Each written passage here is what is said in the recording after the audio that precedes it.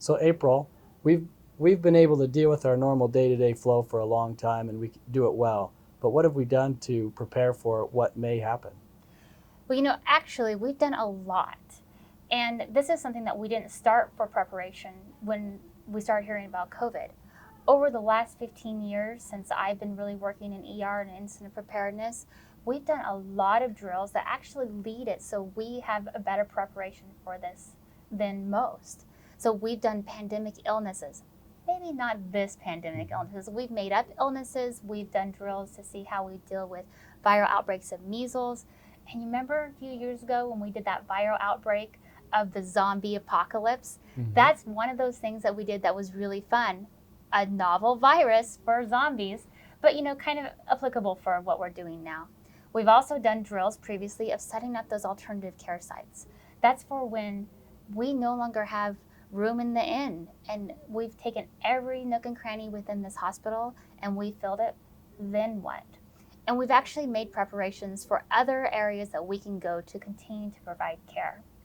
ICU has been working really hard. One of the main things with coronavirus is actually that respiratory illness that causes people to get very sick and then not be able to support those people. And one of the vital things that we've identified that we need is the need for additional ventilators. So we've been able to make it so our standard ventilators is we have 3 in-house, and we've been able to identify that we now have 15, the ability to do 15 at one point. And we're continuing to try and find additional ways to support those because we don't want to stop at 15. We want to plan for as many as possible. So our ICU manager and our respiratory therapy manager have been working really hard to look at expanding that capability. Everything from oxygen to our pharmacy managers are working at additional medications like albuterol and other mini nebs to be able to make sure that we have all that stockpile so that way we're ready. I can't predict how many patients this is going to affect in Union County. We can use modeling. We use modeling to determine what's the worst case scenario. And those are kind of the numbers that we're using. Those worst case scenario models are really used off of no social distancing. And that's where you guys come into play here. You can make it so we are more capable of doing the most care for the most people with the social distancing that all of you are doing out there right now to help decrease the impact on our healthcare system. And that's why it's so important.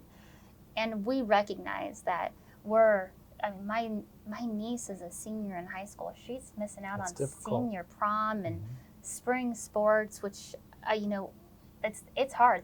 Much less the really much more important, difficult thing that people are doing with staying home at work.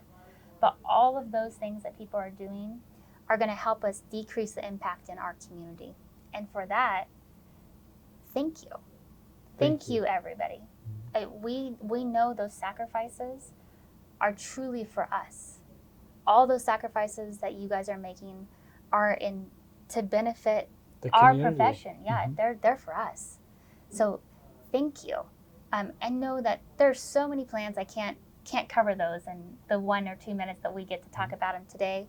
But we're working hard. We're doing a lot of prep work right now so that way we can respond to the absolute most people that we can, and working to make sure that we have minimal impact in Union County.